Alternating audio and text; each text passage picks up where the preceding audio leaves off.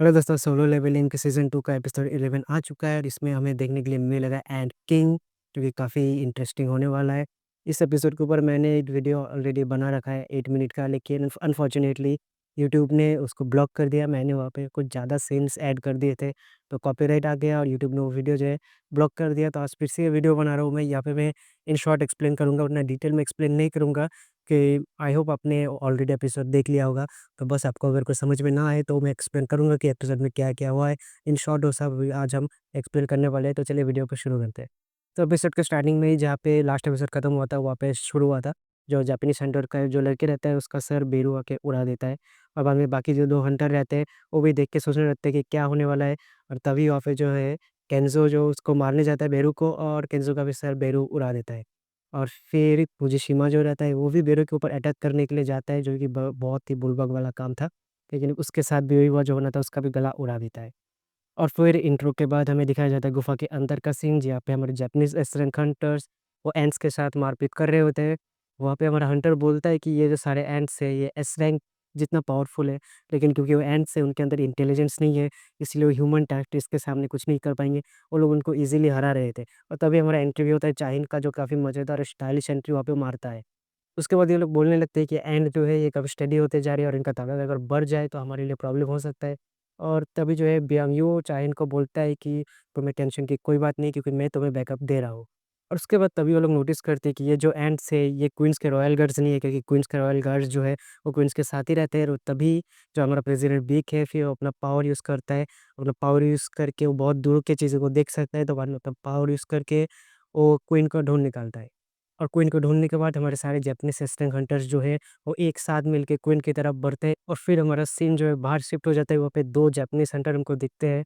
वो वहाँ पे आते हैं जहाँ पे लास्ट वो केंज़ो उनको मारा गया था, तो वो लोग वहाँ पे आके बस उनको ब्लड और एंट्स के बॉडीज़ मिलते हैं। इनमें से एक का जो है वो सेंट बहुत ही उसका जो पावर है वो बहुत ही स्ट्रॉन्ग होता है। तभी उसको कुछ स्ट्रॉन्ग कुछ आने का सेंस होता है और उसको मालूम पड़ता है कि यहाँ पे कुछ तो स्ट्रॉन्ग आ रहा है, तो तभी उससे बचने के लिए अपना जो आइस का पावर है, एक बहुत ही बड़ा आइस का बैरियर यूज़ कर देता है। लेकिन क्योंकि उसका ओपोनेंट हमारा बीरू था, एंड किंग, तो उससे उसका कोई फ़ायदा नहीं होता, एंड किंग उसको भी मार देता है।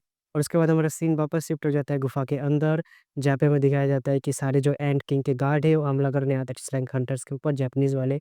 और फिर वहाँ पे हमारा बीएमयू जो है, वो अपनी हीलिंग मैजिक से सबका पावर इनहेंस कर देता है। और फिर वहाँ पे हमें दिखता है चोइज़ोंग इन का फुल पावर, वो अपना वहाँ पे अपना फुल पावर यूज़ करता है। इवन वो खुद बोलते हैं कि इतना ज़्यादा पावर में फायर मैजिक कभी यूज़ नहीं करता, लेकिन वहाँ पे वो अपना फुल पावर वो कुछ भी हेल्ड बैक नहीं करता, अपना फुल पावर वहाँ पे वो फ्लेक्स करने लगता है। और फिर उसको देखने के बाद हमारा जो प्रेज़िडेंट बीक है, वो भी अपने बीस्ट ट्रांसफ़ॉर्मेशन में आ जाता है, जो कि नॉर्मली ज़्यादातर करता नहीं। और वो बीस्ट ट्रांसफ़ॉर्मेशन में आके भी अपना फुल पावर से कुछ भी हेल्ड बैक ना करके एंट्स के ऊपर हमला कर देता है। और वहाँ पे हमको देखने के लिए मिलता है कि वो कितना ज़्यादा पावरफुल है, क्योंकि वो 2-2 हाथ से एक बार में 2-2 क्वीन एंट्स के गार्ड्स को जो है मार रहा था। और आपको पता ही होगा वहाँ पे एक कैमरामैन भी रहता है, जो कि ये सब लाइव टेलीकास्ट कर रहा था। और तभी उसको मालूम पड़ता है कि जो व्यूअरशिप है वो 80% क्रॉस कर चुका है। उसको वहाँ से एडवाइस आता है कि तुम थोड़ा क्लोज़र शॉट लेने की कोशिश करो। और तभी बियोंग आके उसको बोलता है कि भाई, ये एस रैंक डंजन बॉस है, इससे आगे जाओगे तो तुम मर भी सकते हो। और वो उसको बोलता है कि तुम मेरे पीछे खड़े रहो। फिर हमें दिखाया जाता है कि वर्ल्ड वाइड सारी जगह से लोग जो लाइव टेलीकास्ट उसका देख रहे हैं, क्योंकि इससे पहले कभी सारे एस्टेंट मिलके इस तरह से कोई ऑपरेशन नहीं किया, और किया भी है तो उसको कभी ब्रॉडकास्ट नहीं किया गया। और इस बार जो लाइव ब्रॉडकास्ट हो रहा है, तो सारे लोग पूरे इंटरेस्टिंग के साथ वो जो लाइव टेलीकास्ट है उसको देख रहा था। फिर हमें दिखाया जाता है जापानीज हंटर जो है क्वीन के गार्ड्स के ऊपर अटैक कर रहे हैं, और वो लोग जो वहाँ पे फाइट को पूरी तरह डोमिनेट कर रहे थे। और देखते ही देखते उन्होंने सारे एंड्स के गार्ड्स को ही वहाँ पे मार दिया था, और बस एंड क्वीन ही बची हुई थी अब। और बाकी सारे एंट्स को उन्होंने मार दिया था कुछ ही देर में देखते-देखते। यहाँ पे भी कॉम्पिटिशन ही नहीं बचा।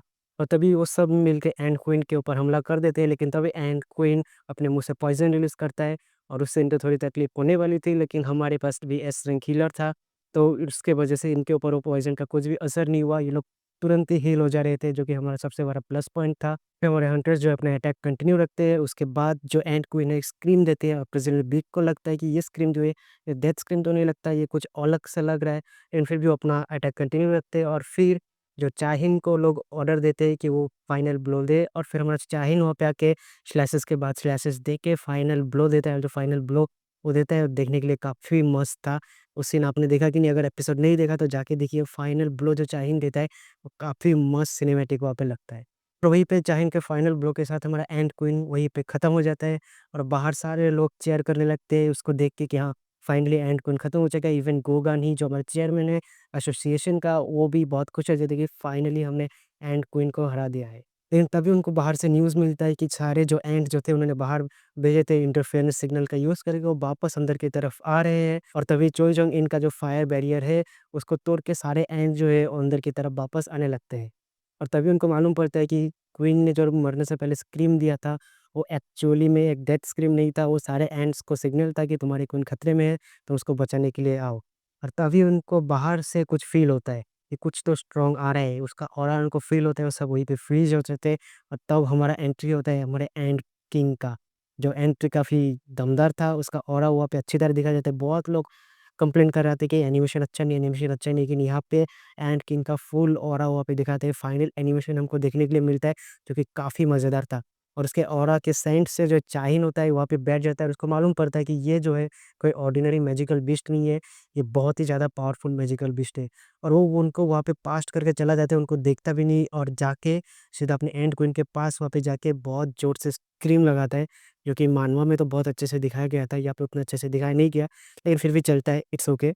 और उस स्क्रीम के बाद फाइनली वो टर्न होता है, चाहिन की तरफ देखता है और फिर चाहिन को अपना फर्स्ट टारगेट बनाता है, आके चाहिन को एक ही हिट में क करीब उसका काम तमाम कर देता है।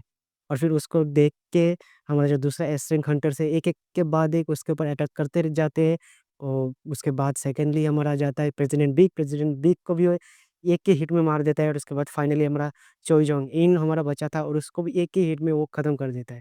खत्म करता नहीं, मतलब मार ही देता है ऑलमोस्ट, लेकिन उसको भी वहाँ पे खत्म कर देता है। लेकिन तभी बाकी जो हमारे हंटर्स है वो हील होके वापस आ रहे थे क्योंकि बीएमयू उनको हील कर रहा था। वो अपना पावर कैमोफ्लेज यूज़ करके वहाँ पे छुपा हुआ था। तो उसको लगा था कि एक एंट किंग उसको देख नहीं पाएगा, लेकिन अनफॉर्चुनेटली एंट किंग उसको देख लेता है और फिर आके उसको भी डोनट क्लब में शामिल कर देता है।